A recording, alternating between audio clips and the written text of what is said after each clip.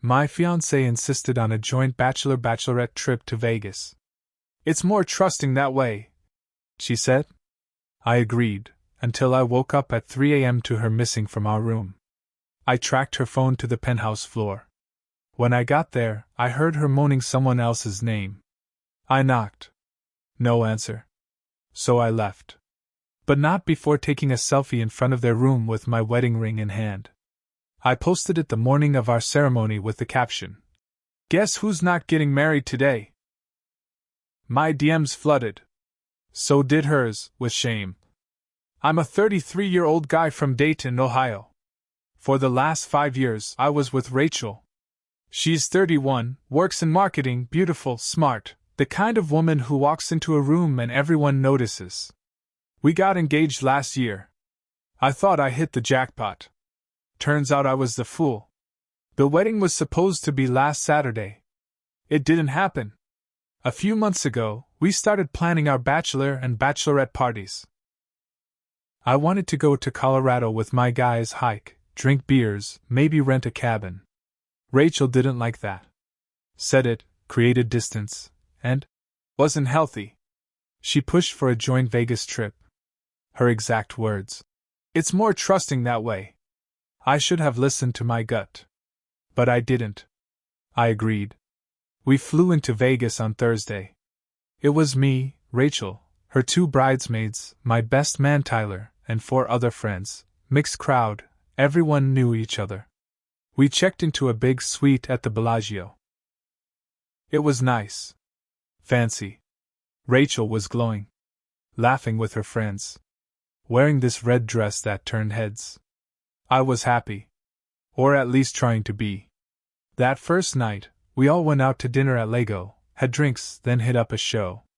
We came back to the suite around midnight. People were drunk, some went to their rooms, a couple kept partying in the living room area. Rachel and I went to our room. She was tipsy, kissed me, said she was tired. I crashed around 12:30. I woke up around 3 a.m. The bed was cold next to me. At first, I thought she went to the bathroom. I waited. 10 minutes passed. I got up, checked the bathroom, nothing. I called her. No answer. I texted, "Where are you?" No reply. Something felt off. I sat down and opened the Find My app. We always had location sharing on. It was her idea when she started working late a lot. Said it made her feel safe. Her dot showed she was on the penthouse floor. We weren't staying there.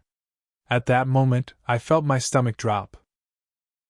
I got dressed, threw on a hoodie, and took the elevator up. The penthouse floor was quiet, hallways too clean, too polished. Her dot was still. Right in front of room 58PH. I stood there for a second. My ears picked up a sound. Low at first. Then clear. Moaning. My heart stopped. Then I heard her voice. And then, she said a name. It wasn't mine. It was Jordan. That name hit me like a slap. Jordan was her coworker. A guy she always claimed was just a friend. I didn't want to believe it. I knocked on the door. Loud. Silence. I knocked again. Nothing. I knew they were in there. I didn't want to see it. I didn't want to hear it anymore. So I pulled out my phone. Took a selfie in front of the door. My face calm. Dead. Wedding ring between my fingers. I left. Went back to the suite, packed everything in silence. Tyler was passed out on the couch. I didn't wake him. I just left a note. Not getting married. Will explain later. I took the earliest flight out of Vegas that morning. Back home, I posted that selfie on Instagram. Caption: "Guess who's not getting married today?" Then I turned off my phone. When I finally checked it hours later, my DMs were on fire. Friends. Family. Strangers. Some asking if I was okay. Some saying they always suspected something. One of Rachel's friends even messaged me. "I'm so sorry. You didn't deserve that." Apparently, Rachel's DMs were worse. People were calling her out. Tagging her. Screenshots got around fast. One of her cousins texted me and said she showed up to the ceremony venue hoping I'd still come. I didn't. And I haven't answered any of her calls or messages. I'm staying with Tyler now. Haven't been back to our apartment. My stuff's still there. She keeps calling. Keeps texting. First it was excuses. Then begging. Now silence. I don't know what's next. But I know this. I will not be played like that again. It's been 2 weeks since the Vegas trip. I'm still at Tyler's place. He's been solid, hasn't asked too many questions, just lets me be. We drink beer, watch TV, but when I lay down at night, the silence gets loud. My mind keeps going back to that hallway, to her voice behind that door. A few days ago, I finally met up with my mom. She had a copy of the wedding invite in her purse still. She looked at me like I was bleeding. She hugged me too long and whispered, "You did the right thing." I didn't cry. I haven't cried yet. It's weird. I just feel numb. Then yesterday something new happened. Rachel showed up. Not at the apartment. At my work. I manage inventory at a car parts warehouse. Low-key job, nothing fancy. She walked in during my lunch break, sunglasses on, hair tied back. I froze. "Can we talk?" she said, almost whispering. I stared at her. My manager came out from the back and gave me a look. I nodded and walked out with her. We stood outside by the dumpsters. Real classy. "I made a mistake," she said. "I was drunk." It didn't mean anything. I didn't say a word. She kept going. I didn't plan it. Jordan was staying on the penthouse floor. I went up there too. I don't know, talk? I had too much to drink. One thing led to another. I finally spoke. "You said his name, Rachel. You said it like you meant it." Her eyes got glossy. "I know. I'm so sorry." I nodded slowly. "You weren't sorry that night. You were moaning someone else's name while I slept alone in our bed." She looked away. Then she said something that made me want to laugh and punch a wall all at once. "I think we can fix this." That's when I finally snapped. "Fix this?" I said. "You didn't break a plate, Rachel. You destroyed our wedding. You humiliated me. You gave your body to someone else while I was dreaming about our future." She started crying. I didn't comfort her. I walked back inside. She stood there for a bit. Then she left. But it didn't end there. Later that night, I got a text from a number I didn't recognize. "Hey. You don't know me. I'm Jordan's girlfriend." Or, I guess I was. She sent screenshots. Texts between Rachel and Jordan. Months of them. Flirty. Dirty. Plans to meet. Secret lunches.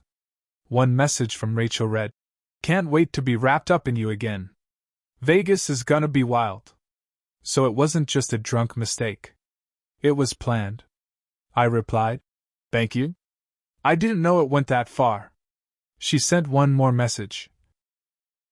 "You deserve to know. I'm sorry."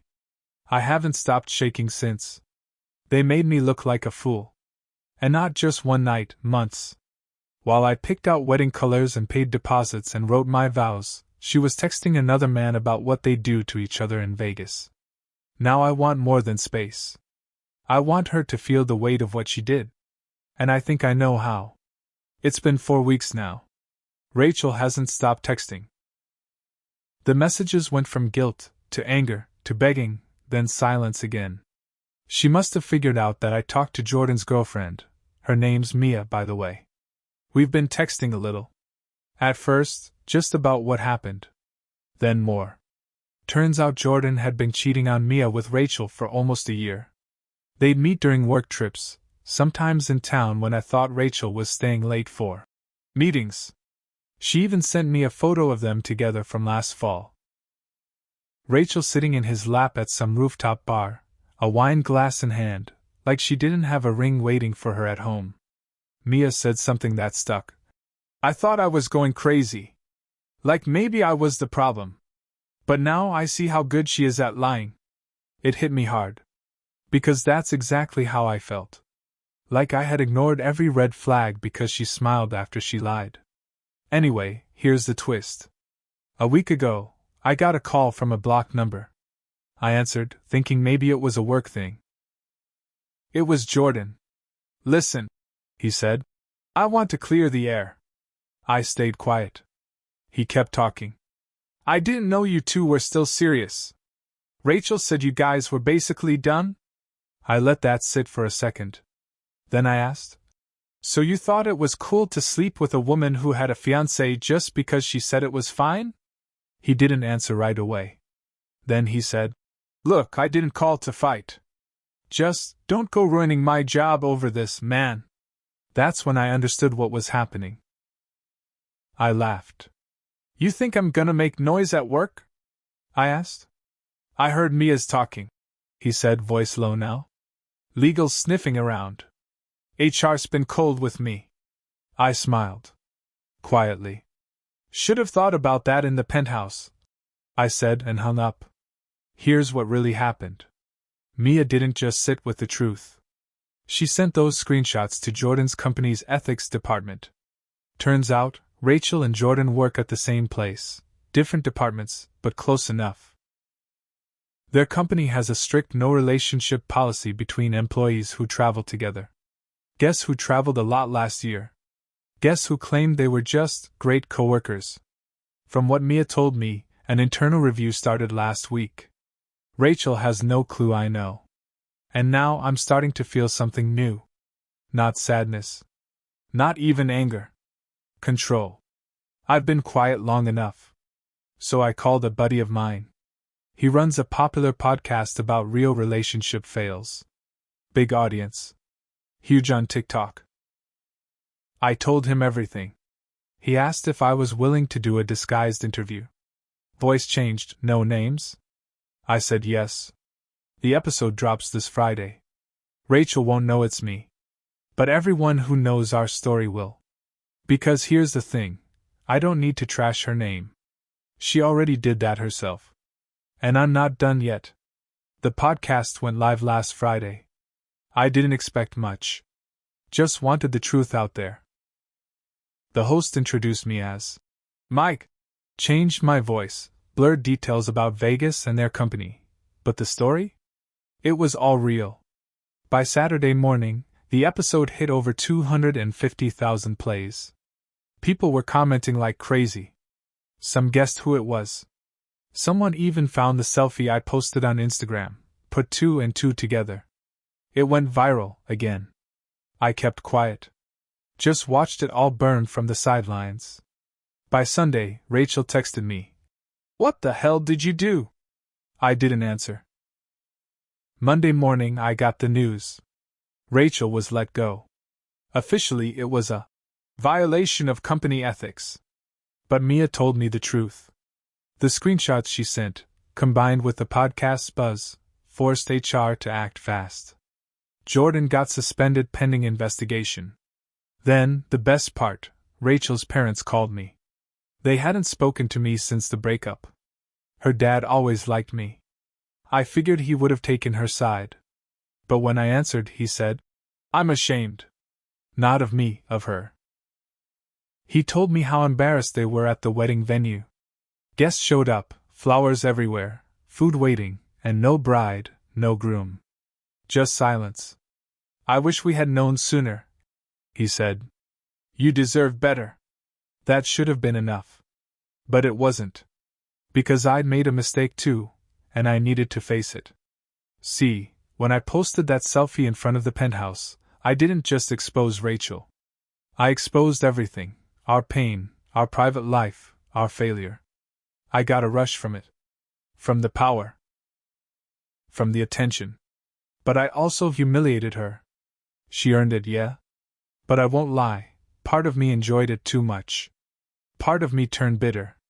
I became the guy who got cheated on, and then became famous for it. Some people messaged me saying I was their hero. Others said I should have just walked away. I didn't know how to feel. I kept talking to Mia. She understood better than anyone. We met up once. Just for coffee. She was calmer in person than over text. Stronger, too. We talked about healing. About being fooled. About anger. She told me she was moving to Austin to start over. I told her I was thinking about doing the same. Last week, I packed my stuff from the apartment I used to share with Rachel. She wasn't there. I left a short note on the kitchen counter. You broke us. I exposed it. Now we're even. Never reach out again. I don't know where Rachel is now. Maybe back with her parents. Maybe trying to rebuild.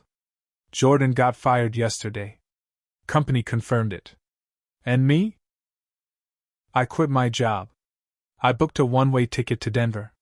Got a lead on a new place. A warehouse job, same kind of work, clean start. The internet will move on. The podcast will fade. Rachel's name might keep floating for a while, but eventually it'll die out. But I'll remember. Because I needed to lose everything to see what mattered. I wanted revenge. I got it. But now I want peace. And I'm finally on my way there.